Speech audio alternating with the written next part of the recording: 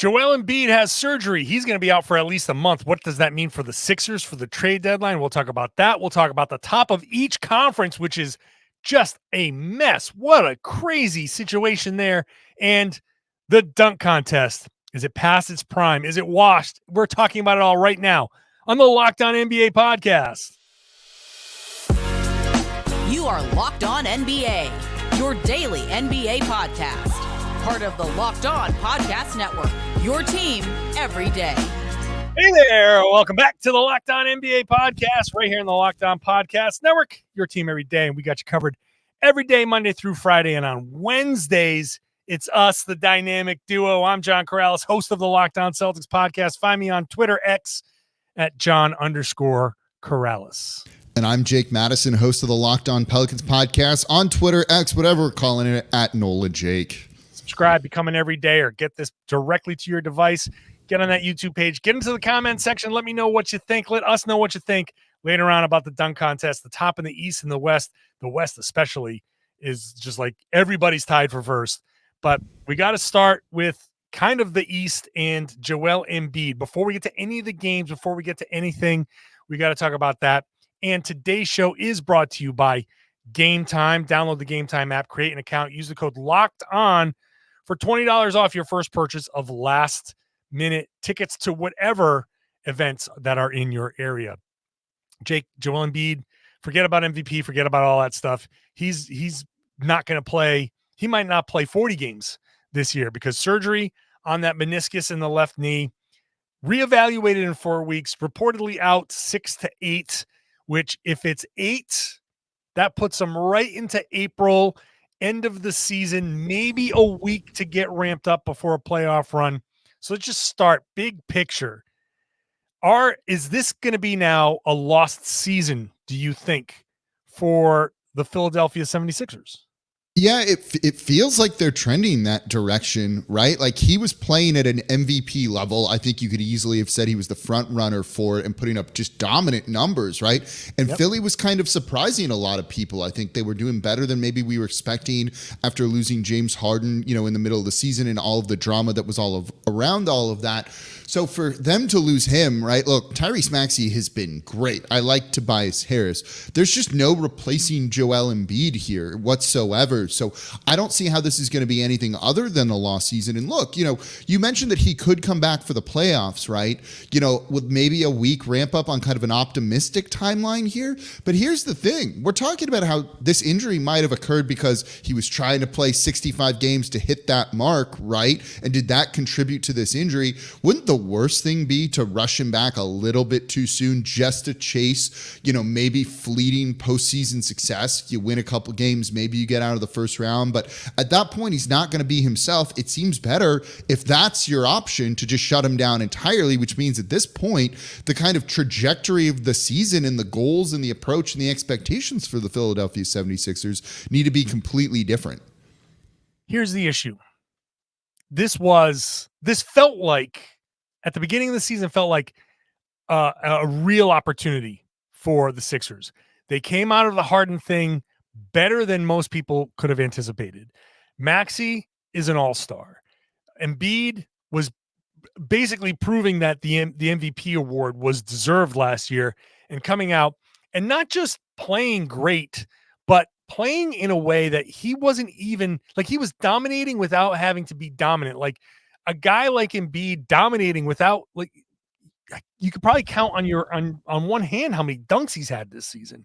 And for a guy his size, the way he's built, he should be dunking on everybody. And he's dominating with face-up game and finesse on top of all that other stuff. It's been an incredible career. And you felt like here's a guy that can hit another gear for the Sixers. Now, the Celtics are off to a great start and are on a 62-win pace. And right now in a position where they are trending towards locking up that top seed. But the Sixers are right there and had an opportunity to get out of the Celtics side of the bracket, and set up a potential Eastern Conference Finals matchup with them. And I say all that to say that Joel Embiid is 29, but his body feels older than 29. How many opportunities are you going to get? How many times can you kick the can down the road before you say, look, we have to, as the Sixers, we have to go into it. So now this encompasses how he comes back at the end of the season, how hard they push, how hard he pushes, and what they do at the trade deadline. Because my initial reaction is maybe you save, you keep the proverbial powder dry for the summer, reload and say, let's go into it this summer. We know what Embiid can be. We know what Max can be. Let's get them all this, whatever the Celtics do, whatever. We know that they're going to be expensive. Maybe there's a better opportunity next year. But also, he turns 30 in March, and he's coming off a knee surgery and multiple injuries over the course of his career. I don't know if waiting is the opportunity. Maybe they just go for it now with the trade deadline, try to load up, try to kind of stay afloat and say, maybe there's an opportunity for him to come back with the Sixers in a spot where they've kept it afloat and you can make a run with him just kind of having been recovered from this knee surgery. I think they could go either way with this, right? Like, one of the great things for them this year is they own their first round draft pick. Now it's a weaker draft, but I think you can maybe see an area or an opportunity where Daryl Morey realizes this team's not going to go anywhere. So think a little bit more towards the future, tank a little bit, improve the draft pick right there. But I mean, look, if there's a guy you think isn't part of the future of your team and you're not going to do anything this season and it's a lost year, trade him away, right? Like, get any asset for him. Worst case is you lose a couple of games, Tyrese Maxey stars for you, and it makes your own draft pick better and you've accumulated other things to kind of reload this summer, as you said. Or they could just get very creative at this NBA trade deadline. They've still got a little bit of time to try and figure something out. Look, I even saw something the other day that just said they were maybe going to be the front runner for Klay Thompson if he's traded. Not that that's a great move for him, but like, I don't know. It's kind of intriguing to think about something like that. So you could see them using some of the pieces they acquired from the James Harden trade, as you said, coming out better than that, and just making a run for it and just being like, well, we'll be competitive this year. It'll be fun, whatever. And then we'll come back next year, have Joel Embiid and, hopefully make our title push then. Yeah. They can go either way. And that's the thing with these guys. I feel like there's urgency here. I feel like there's urgency in Philly. Like, for all of Joel Embiid's greatness, and he's built up a Hall of Fame resume, right? His legacy is cemented no matter what, whether he wins or not.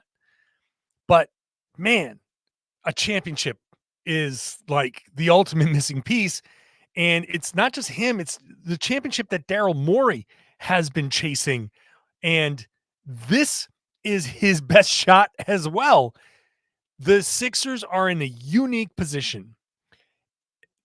Embiid is like, his knees are, he's an injury risk. He's an injury risk no matter what, whether it's this year, next year, the year after.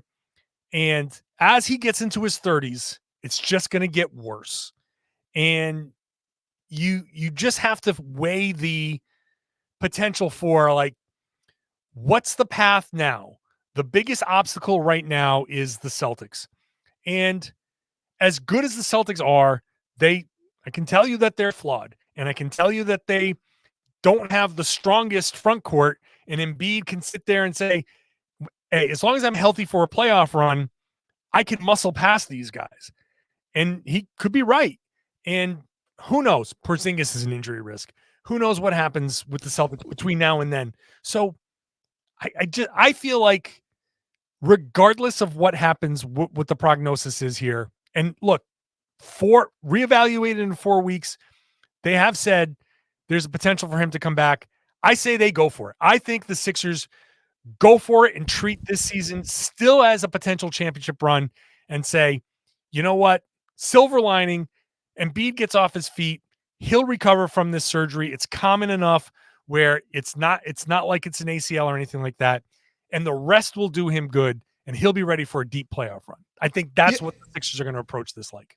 I think that's the right approach too, right? We'll talk about this in the next segment here when you look at the top of the East, but like, do you trust the Cavaliers? Do you trust the Knicks? If you don't, and you think you can maybe get past them, which, there's not necessarily a reason to trust either of those two teams, maybe means this is a little bit more open for the Sixers than, we might initially feel after an injury of this magnitude.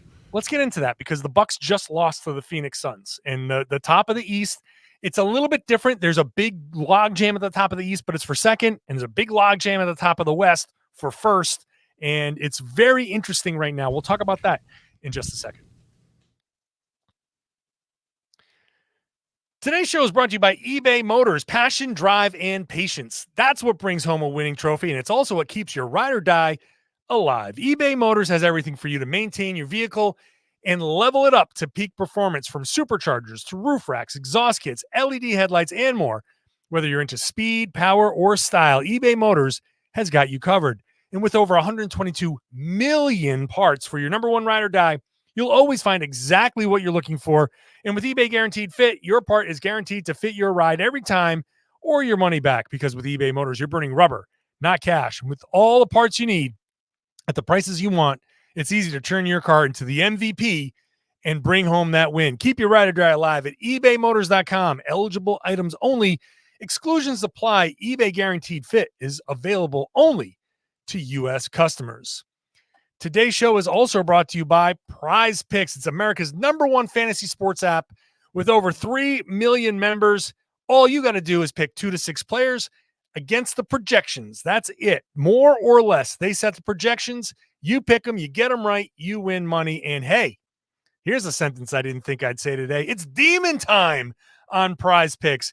You can now win up to 100 times your money. And all you need is as little as 4 correct picks.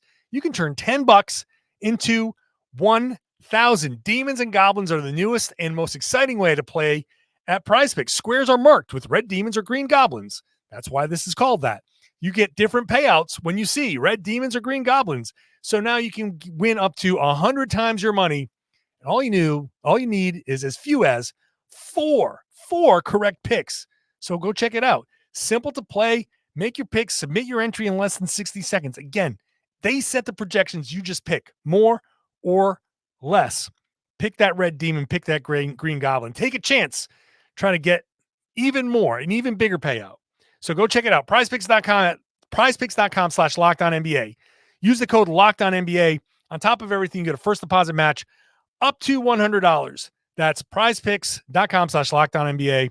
Use the code LockedOnNBA for a first deposit match of up to $100.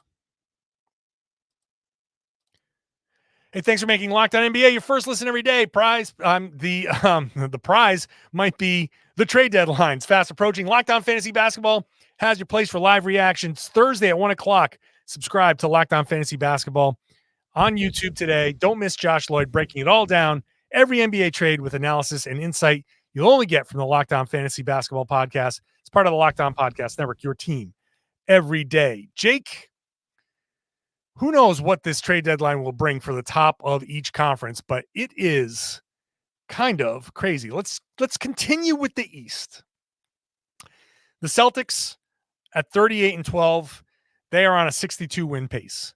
And I feel pretty good, as long as they can continue that pace or close to it, that they will be the top seed. Cleveland, Milwaukee, New York, and Cleveland, Milwaukee, New York are now kind of in a 5 to 5.5 games back. Milwaukee lost. New York won on Tuesday night. Milwaukee lost to Phoenix. The Knicks beat the Memphis Grizzlies. Everybody's beating the Memphis. I should say, can we just say they beat the Memphis Hustle? Like that's probably a safe bet right there. That's a better way to do it. So the top of the East is jammed, and with Philly falling, with Embiid, I don't think the Sixers will fall into the play-in. I still don't think they're going to fall that far. That's 4 games, and they've played 49. That's a long way to fall, and for Miami to climb out of it, or Orlando to climb out of it. That's still a big kind of jump. So maybe Philly stays at 5, maybe they fall to 6, but Cleveland, Milwaukee, New York, Cleveland and New York are hot. The Milwaukee Bucks still struggling to get it together. Where do you see who do you see? How do you see this kind of like shaking out at the top of the East? Yeah, like beyond Boston, basically, Beyond Boston. right? Because I think we like accept that Boston's probably going to be the top seed unless they fall apart. Yeah, which like I don't think we see that happening whatsoever. Look, I mean, 30 games left. It's just hard for these teams to make the type of runs that they need to make, and for Boston to lose as much as they need to lose. Yeah, it's exactly that. Look, I buy into what's happening in Cleveland, right? They've definitely found the right kind of formula. They were winning without Mobley there, without Garland there. They're getting those guys back. They've still managed to keep some of the winning ways going on despite adding them back in, where you wondered if maybe there was going to be some sort of adjustment period. You didn't end up seeing that. You know, it sounds like they're not going to trade away any of their guys. That team, you know, again, they're untested in the playoffs, but that's a team that I like the pieces that they have. Jared Allen's been playing the best basketball of his career. I would be shocked if they finish second.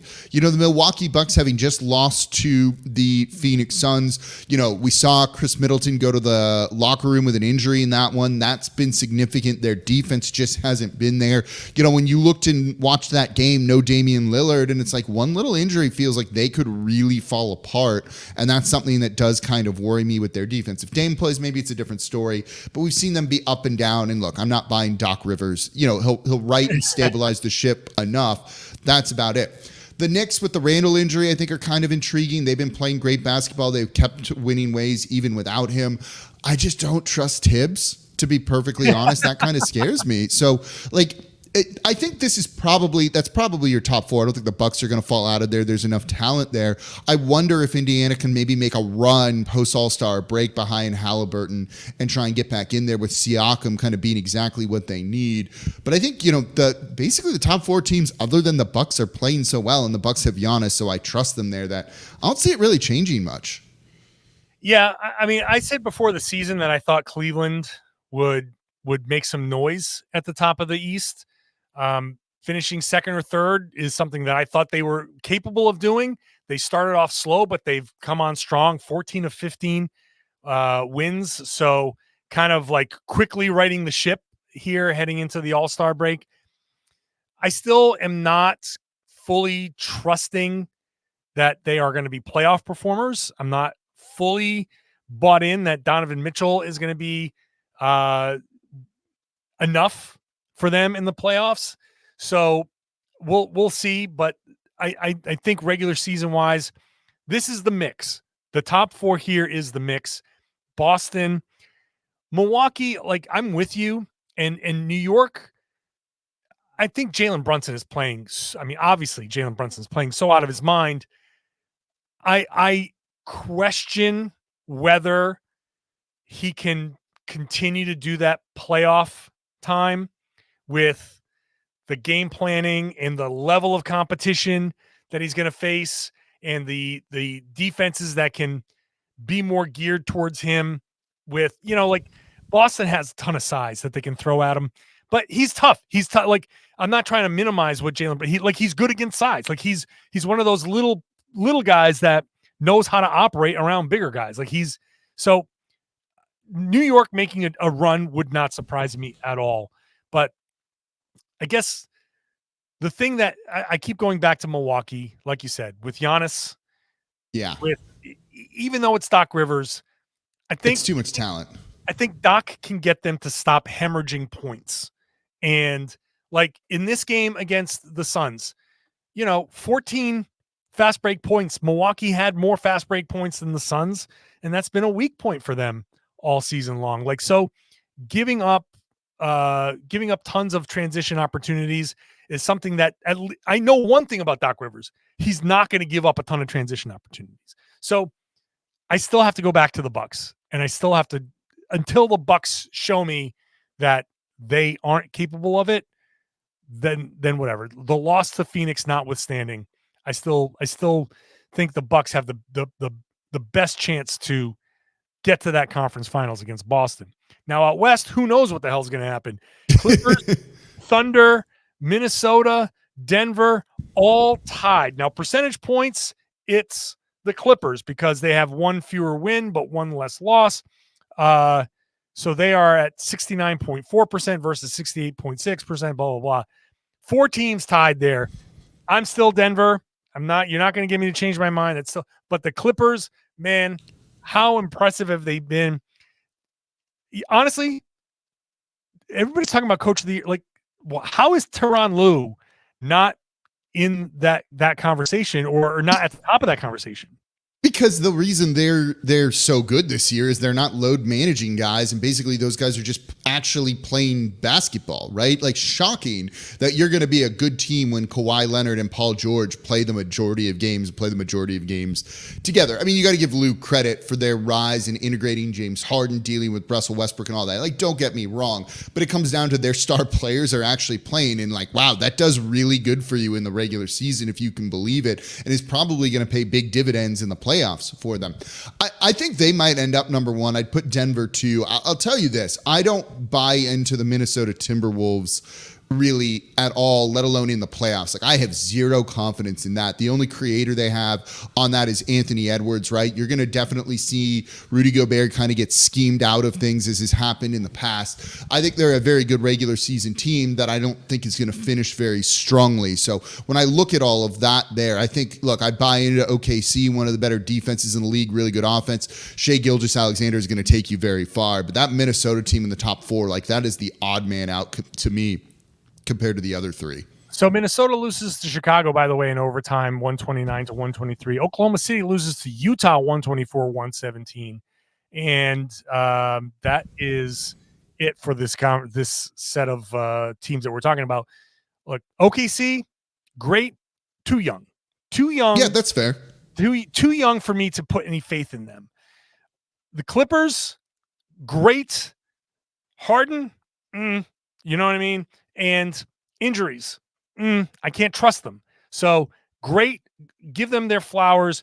I still think Ty Lue, look, you have Westbrook and Harden, incredibly tough personalities to work with, and he's working with them. Impressive, that's fair. All hell. Give me the Nuggets. Give me the chance. Give me Jokic, and I don't care where they finish. I don't care where in the standings they end up. I saw what they did last year. I saw what they did at the end of the regular season last year. I know what they are. I trust them. I believe in them. They are still my pick to get to the NBA Finals. No matter what happens, unless Jokic gets hurt, they are my pick to get to the NBA Finals. And that should be the end of the story as far as I'm concerned out west. There you go. End of the segment. End of segment. Let's talk about the dunk contest. We'll talk about Kyrie going back to Brooklyn. 2 things that I am just done with, but we're going to talk about it next here on the Locked On NBA podcast. Today's show is brought to you by our good friends over at Game Time. Whoops, let's do this. Our Game Time app is going to get you last-minute tickets that you need to anything. Concerts, sporting events, obviously, shows, plays, whatever, comedy. You want last-minute tickets somewhere. You don't know how your weekend plans are how you're going to feel after going through your work week. But Saturday comes around, you're up for it. Boom. Open up that Game Time app, gametime.com/locked-on, or use the code locked-on. Download the Game Time app, use the code locked-on. You get $20 off your first purchase. Why should you use Game Time? They've got deals on tickets right up to the start of the event, flash deals and sponsored deals that save you incredible amounts of money. Zone deals, you pick the section, they pick the seats, you get big time savings there. They've got the Game Time guarantee, so you always get the best price. If you find tickets in the same row or and section for less, they credit you 110% of the difference. You can see the view from the seat before you buy. You can get that lowest price guarantee, cancellation protection, and I don't know. I can't think of any other reason to not use Game Time to get those last minute tickets. Download the Game Time app, create an account, use the code Locked On, $20 off your first purchase. Terms apply. Again, create your account, redeem the code Locked On, LOCKED, Locked On for $20 off. Download Game Time today. Last minute tickets, lowest price, guaranteed. All right, Jake Madison. Kyrie Irving returned to the Brooklyn area there, beat the Brooklyn Nets 119-117. He had himself a fine little game, scoring 36 points, to go along with Luka Doncic, 35 points, 18 rebounds, and 9 assists. The Mavs are pretty good. When those two guys score 71 points, they're going to win. But the big thing is Kyrie went back to Brooklyn, said, while I was there, I learned a lot of lessons. I've made my peace, and I just want to move forward.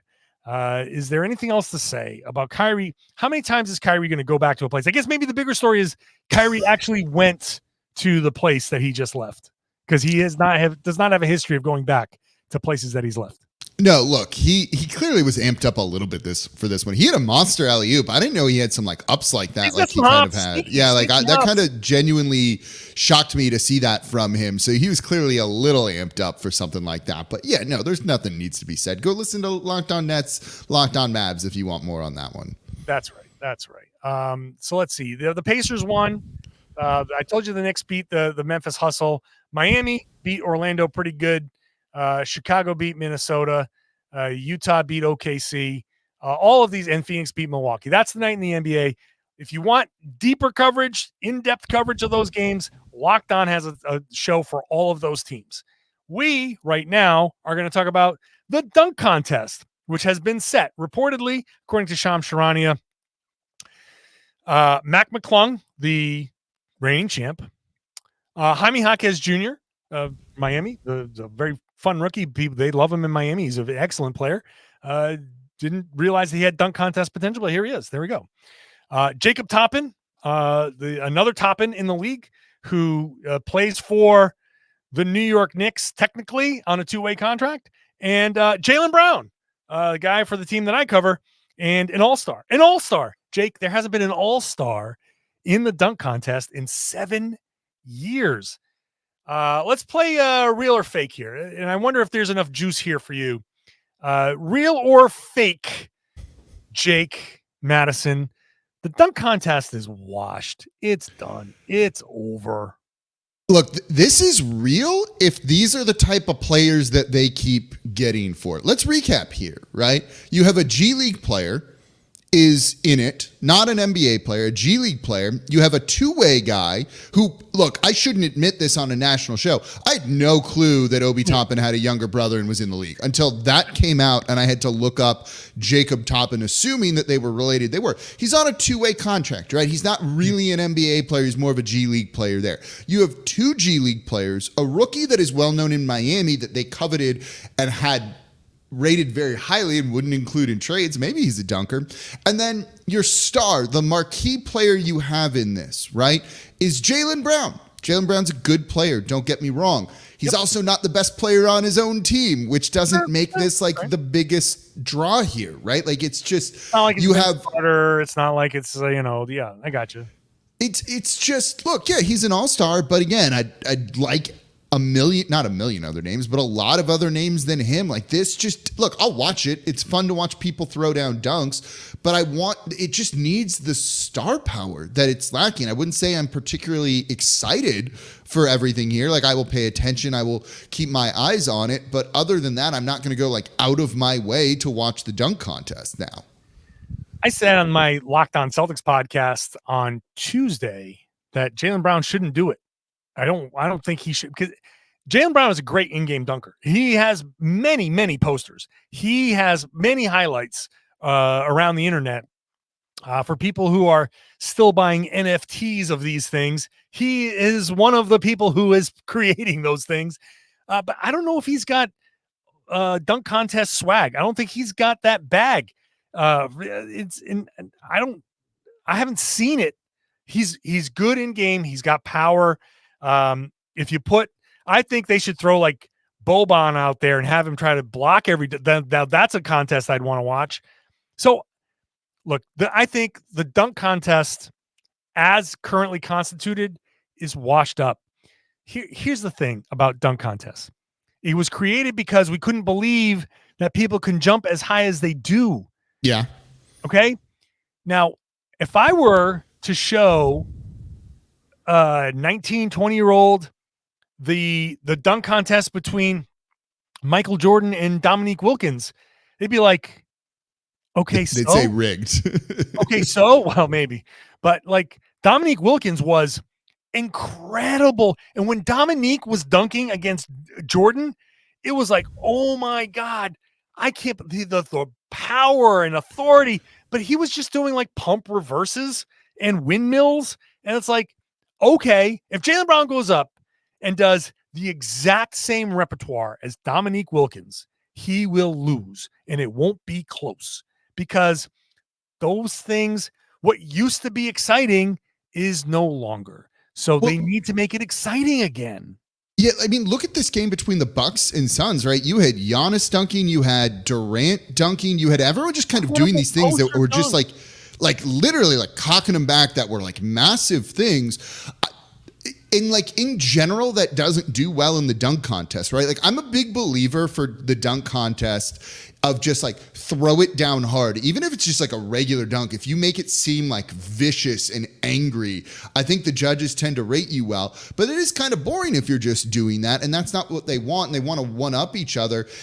This has got to be that just what, like they're scared of losing, and it looks bad if they lose, so that's why some of these star players like don't go and join it, right? Like that's got to be what it is. And this is part of why I think Jaylen Brown is not going to do well, and I don't think it's going to go well for him, because in today's environment, it's about like, you got to look good, you got to win, you got to have some flair.